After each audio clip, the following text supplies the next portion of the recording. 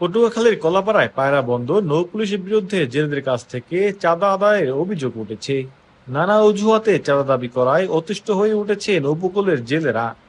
অভিযোগ রয়েছে, মাছ ধরতে সমুদ্রে যাওয়ার আগে ট্রলার ভেদে প্রতি ট্রিপে 10 থেকে 20 হাজার টাকা পর্যন্ত দিতে বাধ্য করা হচ্ছে।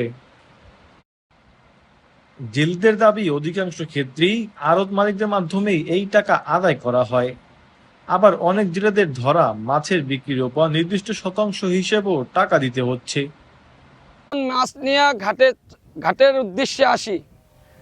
অনেক পোতে অনেক বোট, ছোট বোট আছে, তারপরে স্প্রিং বোট আছে।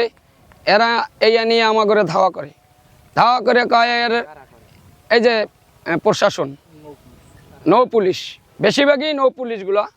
এই নৌ পুলিশের স্যার ঘটনা আরও একটা আমাদের এই কাছাকাছি 2-3 বছর আগে এই আমাদের এই বালিয়াতলির যে নৌ পুলিশ, এর একজন দারোগা ছিল মামুন করে নাম। উনি একটা বোট ধাওয়া করছে, এই ধাওয়ার চোটে উনি এই বোটটা ধাওয়া করনে ওই লোকটা পরে দৌড়াইতে যাইয়া পড়িয়া বোর্ডের ওই জায়গায় মারা গেছে। মারা যাওয়ার পর উনি চলে গেছে। আমার ওই ভাইরে তো আর এখন পর্যন্ত পৃথিবী শেষ হয়ে যাইলেও আর ওই ভাইরে পাবো না।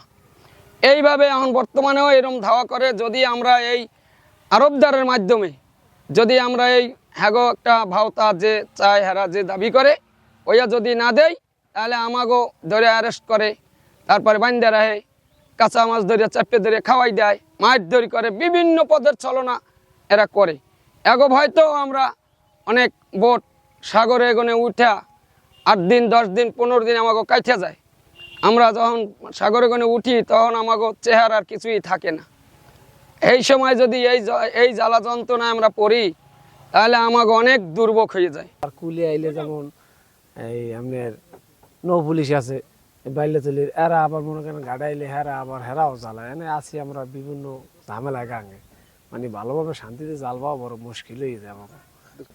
এটা আবার ওই গদির মাধ্যমে দেওয়া হয়, এইভাবে আমরা সারা হয় 5% এইভাবে দেওয়া হয় এরকমেরই। টাকা না দিই তাহলে ধরিয়া জালে আগুন দিয়ে দেয়, নয়তো পুরাই দেয়, নয়তো জেল দিয়ে দেয়। টাকাটা তারা আরবদের মাধ্যমে দিই। একটা বোট পিছিয়ে 20,000, 25,000, 30,000 বোট বুঝে নেয়। এরা নেয়, নৌ পুলিশে নেয়। পায়রা বন্ধ নৌ পুলিশ এরা ওই আইয়ে ওই গোড়ায় থাকছে টাকা পয়সা মকদম নেয়, নিয়ে কি এইবার এই হেন তেন করে পুলিশ মারধর করে, এবার ওই আনালে ধাবায় দমকায়। এইবার আমরা টাকা দিয়ে ওই মাছ ধরি গদিতে আমার আশা লাগে। আইসে গদির এলাকাটা কইলে গদির এলাকারা এইবার আমাকে টাকা নেয়, নিয়ে এখন দেয়। আমার গাড়ার দ্বারা হচ্ছে হিরুন মোল্লা। কিন্তু আমরা মনে করি প্রত্যেকটা বোট প্রতি মনে করেন আমাদের 10,000 টাকা করে দিতে হয়েছে। এটা আমরা গদির মাধ্যমে দিই টাকা, বোট প্রতি 20,000 টাকা। আরতদারের কাছে দিয়ে আরতদারে ম্যানেজ করে প্রশাসন কারা? প্রশাসন হলো নৌ পুলিশ।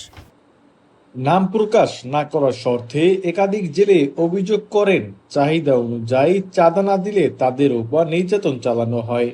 কখনো মারধর, কখনো কাঁচা মাছ খাইয়ে দেওয়া হয়, আবার কখনো জাল পুড়িয়ে দেওয়া হয়, কিংবা অকারণে মামলায় জড়িয়ে দেওয়ার অভিযোগও রয়েছে। তবে এসব অভিযোগ অস্বীকার করেছে পায়রা বন্দর নৌ পুলিশ।